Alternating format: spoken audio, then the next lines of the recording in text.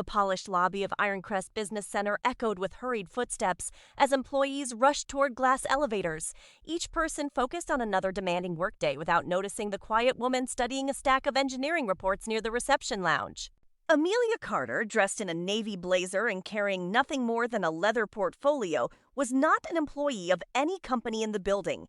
Yet every cable, cooling system, and emergency power network hidden behind the walls operated under contracts that she personally supervised. As Amelia carefully reviewed a blueprint showing the building's expanding data infrastructure, a loud voice interrupted her concentration, followed by the sharp snap of impatient fingers only inches from her face. A young executive named Brandon Wells, whose confidence had always exceeded his experience, glared at her with obvious irritation and barked, "You look like the tech support lady, so stop pretending to be busy and come fix the internet before my investors log off." Amelia slowly lifted her eyes and replied with calm professionalism, "I'm afraid you've mistaken me for someone else because I don't work for your company, and your IT department can help you much faster if you submit a proper service request." Brandon laughed loudly in front of his coworkers, convinced that anyone holding a laptop must be beneath him, and proudly announced that he didn't waste time with procedures because people were supposed to obey his orders immediately. Ignoring Amelia's explanation, Brandon slammed his palm onto the conference table hard enough to make several coffee cups shake, while the surrounding office fell completely silent as curious employees watched the confrontation unfold. Pointing toward the elevator with dramatic authority, he shouted that she was fired from the building and demanded she leave immediately, believing that his expensive suit and impressive title gave him the power to dismiss anyone standing in his way. Instead of arguing, Amelia quietly closed her portfolio, offered Brandon a polite smile, and simply wished him good luck with the important client presentation he seemed so desperate to protect, before walking away without another word. None of the people watching realized they had just witnessed the collapse of a multi-million-dollar business relationship because the woman Brandon had proudly thrown out was actually the independent infrastructure director, whose signature controlled every premium service his company depended upon.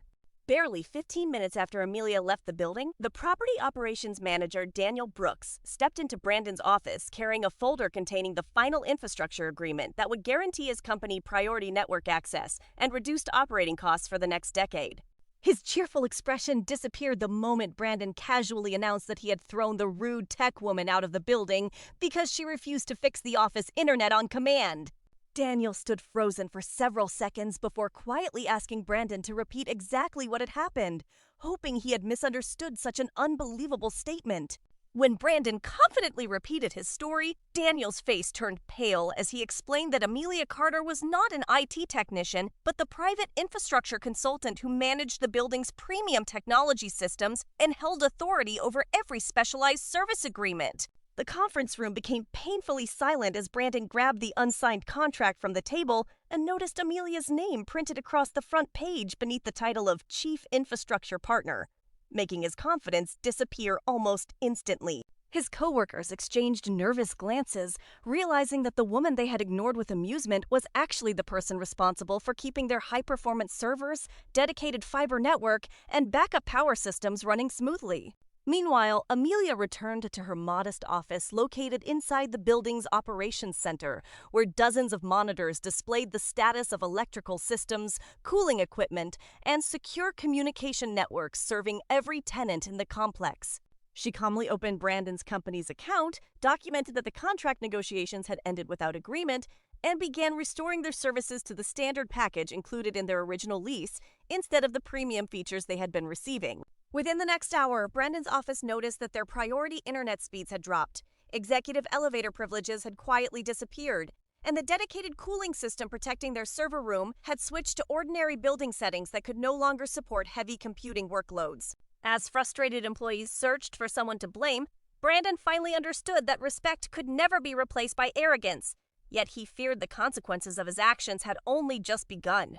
By the following morning, Brandon's office had turned into a scene of controlled panic as computer systems slowed to a crawl, video conferences repeatedly disconnected, and the server room temperature climbed high enough to trigger automatic performance restrictions designed to prevent expensive equipment from overheating. Every department blamed the technology team, but even the most experienced technicians admitted that the problems were originating far beyond anything they were authorized to access. Desperate to restore normal operations, Brandon stormed into the building management office and demanded immediate answers, insisting that someone had deliberately sabotaged his company's business just to embarrass him. Daniel remained calm as he explained that no one had interfered with the company at all because the premium services Brandon had been enjoying were optional contractual benefits that had simply expired when he ended negotiations with the person responsible for providing them. For the first time since joining the company, Brandon realized that authority was meaningless without understanding how an organization actually functioned, and he struggled to accept that his own actions had caused the crisis surrounding him. He sent Amelia a carefully written email asking for an urgent meeting, but instead of making demands, he sincerely admitted that he had acted unfairly and hoped she would at least listen to his apology. Amelia agreed to meet him later that afternoon in a quiet conference room overlooking the city, where Brandon arrived without his usual confidence and spoke honestly about the mistakes he had made in judging people by appearances instead of respecting their expertise. She listened patiently before explaining that successful partnerships were built on trust, professionalism, and mutual respect, qualities that could never exist where arrogance and intimidation were allowed to replace simple courtesy. After a long discussion, Amelia offered Brandon one final opportunity to rebuild the business relationship. But she made it clear that every future agreement would depend on transparent communication and respectful behavior toward every employee, contractor, and visitor in the building, regardless of their position or appearance. Brandon accepted the conditions without hesitation, understanding that genuine leadership was measured not by how loudly someone gave orders, but by how responsibly they treated the people whose work made success possible every single day. Over the next several days, Brandon worked alongside his department managers to repair the trust he had damaged, personally apologizing to employees, contractors, and building staff who had witnessed his outburst. His unexpected humility surprised everyone, and for the first time since becoming an executive, people began seeing genuine leadership instead of empty confidence. Amelia carefully reviewed the revised service agreement after verifying that Brandon's company had completed every requirement she had outlined during their meeting. Satisfied that the new partnership was based on accountability rather than entitlement, she restored the premium infrastructure package, allowing the company's high-speed network, advanced cooling systems, and priority building services to return to full operation. News of Brandon's transformation spread throughout Ironcrest Business Center, becoming a reminder that success depended on respecting every professional, regardless of job title or appearance. Employees who had once avoided sharing their opinions now felt comfortable speaking openly, creating a healthier workplace where collaboration replaced fear and mutual respect became part of the company's culture. Months later, the business secured one of its largest investment agreements, and Brandon publicly credited the achievement not only to his talented team, but also to the valuable lessons he had learned from a mistake that nearly cost the company everything. Amelia quietly attended the celebration from the back of the room, smiling as she watched a workplace built on arrogance transform into one guided by professionalism, gratitude, and integrity.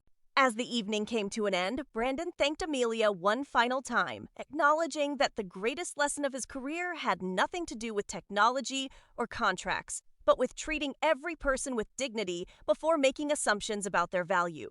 Please subscribe to our channel and share this video with your friends and family. We create entertaining and inspiring stories for our viewers, and your support helps us continue making great content for you.